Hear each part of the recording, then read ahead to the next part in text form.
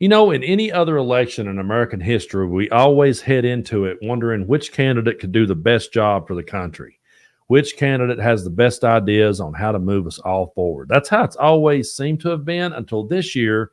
And this year, we have one side of the aisle who is going to work for the American people, going to work for working people, standing up for everyone, trying to make everyone's life a little bit easier. And on the other side, their entire mission and their entire goal is only dedicated to one man and that one man's struggles. It's all about how we have to go to bat for Donald Trump. And we've sat back and watched Donald Trump become a convicted felon. And we've sat back and watched them continue to say that they're the rule of law party, that they're the party that respects law enforcement. They're the party that backs the blue, but yet they're the party whose presumptive nominee is now a convicted felon. It's an election unlike any that I've ever seen. But I was so glad when I come across this clip of Eric Swalwell just laying down the truth and pointing out the obvious that, hey, we're over here going to work for everybody, and you guys are going to work for one man. Take a look at this one. This is not about the contempt of the Attorney General. It's about Maga Republicans' contempt for the Constitution, the rule of law, and democracy. And it's about who any of us came here to fight for. Maga Republicans are fighting for one person at the cost of what your constituents actually care about. You're fighting for a felon. You're fighting for a felon. On this side, we're fighting for working people. We're fighting for the kids and the teachers and the soldiers and the cops and the firefighters and the bakers and the butchers, people who go to work every day and count on us to do something for them. And you're working for a felon. A felon. 12 of his neighbors, people in the community where he committed crimes, made 34 decisions. And 408 straight times, they said guilty. So let me make it clear where we stand. We will choose families over felons, verdicts over vengeance, and people over politics. It's so good to see someone just stand up and give it to them and tell them exactly what they are and what they're supporting. I'm so glad that we have people like Eric Swalwell, Jasmine Crockett, Jamie Raskin, so many who does not care to get in the mud and fight back and say, hey, this is the kind of crap you guys are supporting while we're over here trying to help the American people. And he's absolutely right. We are the side that helps the kids. But if you mention giving a kid a free lunch in school, you'll have a redneck tell you that that'll lead to communism. We're the only ones that have talked about protecting our kids in school. Meanwhile, Donald Trump goes out and he brags about how when he was in office, he didn't do anything to stop gun violence. We're the ones that's always standing up on the side of teachers. Meanwhile, they go after and demonize teachers for teaching history. They want to control what it is that the teachers talk about. They're the ones that wants to ban the books and rewrite history. We are the ones that stands up for law and order at the end of the day, because they're the ones that, as long as law and order is coming after everybody else that they disagree with, they're all for it. But the minute the long arm of the law comes down on Donald Trump, then suddenly they're all against it, want to see it defunded.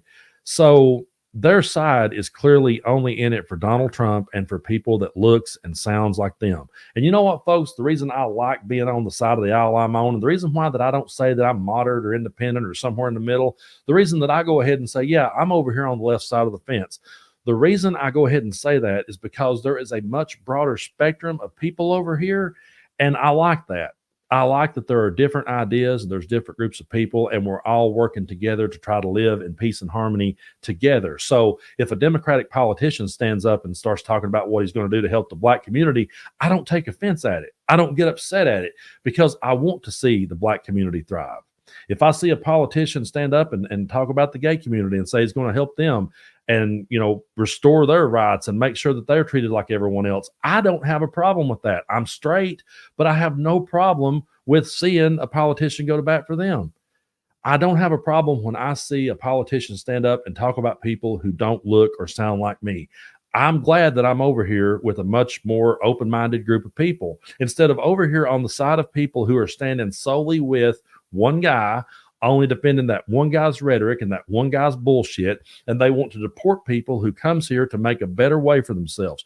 I grew up during the Reagan era when a Republican president was saying, tear down that wall. And when he was talking about the Statue of Liberty and how it stood as a beacon of hope to people coming here to find a better way. I grew up in an era where it was always talked about how people wanted to come here to make their lives better. And now I live in a world where anyone that comes here is demonized. They're called vermin.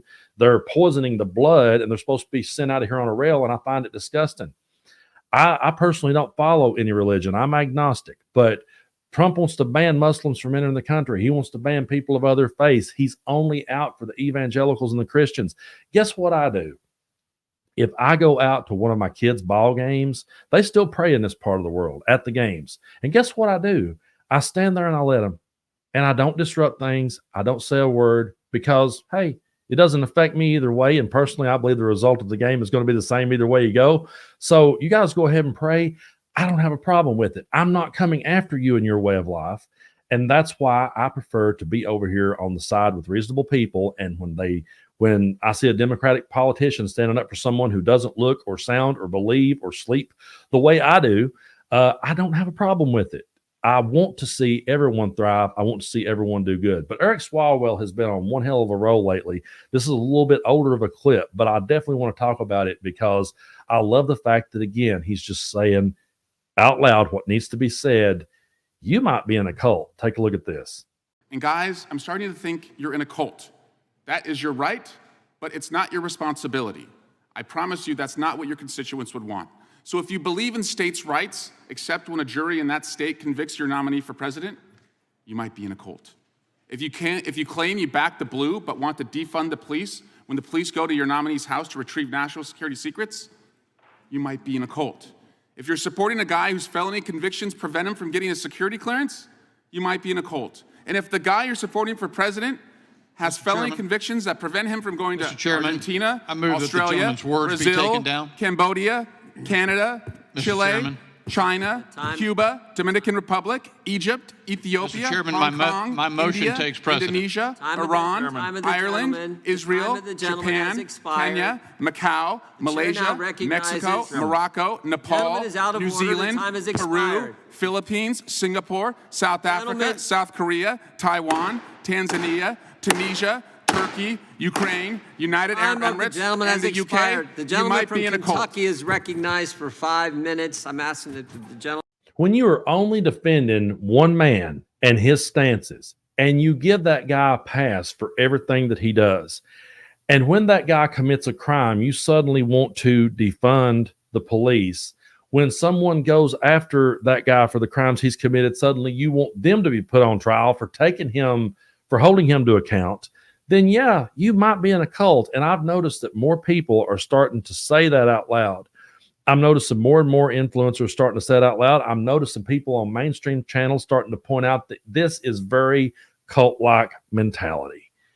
And they're saying it because it's gotten to the point now that it's so painfully obvious we can't not say it anymore. I've said before I felt bad the first couple of times I said it, and now I feel like it's a must. I feel like that we have to point it out because all they care about at the end of the day is Donald Trump. And if Donald Trump is taken care of, somehow they believe that he will take care of them. But what I would point out to them is this. Look at Donald Trump's last presidency. Look at everything he went through. Look at everything he did.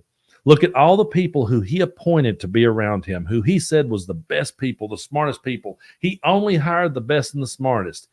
Those people all came out and said that working with him behind the scenes was a complete disaster because he did not know how to operate in the confines of the government. He did not understand the system. And each person that came out and called him out, he threw them under the bus, and now they're the absolute worst of people. So do you really think on your side of the aisle, if suddenly you decide to speak out against Donald Trump, how do you think that's going to work out for you? Go ahead and try it. Just try it on for size, just for the fun of it, to see what would happen. Go down to your local tavern, sit down, pull up a beer, look over at your redneck buddy, and just go off on a tirade against Donald Trump. Even if you don't believe it, just try it on for size one time. Try it on for size and see how quickly the whole room goes cold and see how quickly everyone turns against you. I've had it happen to me. I've seen it happen to a lot of people in my part of the world. So you're over there on the side defending this one man who would not piss on you if you were dying, who would not give you a drink of ice water if you were in the pits of hell. He does not care about you. He's only out to get your vote. He says so. Don't die now. Don't have a heat stroke. Just vote for me in November. Live long enough to vote for me at least. He runs you down and insults you to your face. He runs the country down and insults it every chance he gets, tells us we're a third world country, tells us we're in decline. We have to hear that garbage every time he opens his mouth, and that's who they decide to defend. And they sit and they shout down the ones that are trying to help them. My granddad used to always say, don't bite the hand that feeds you. They lash out at us every day, and all we're trying to do is help. And all we're trying to do is point out the obvious. We would love to see this country come together. We would love to see the polarization stop.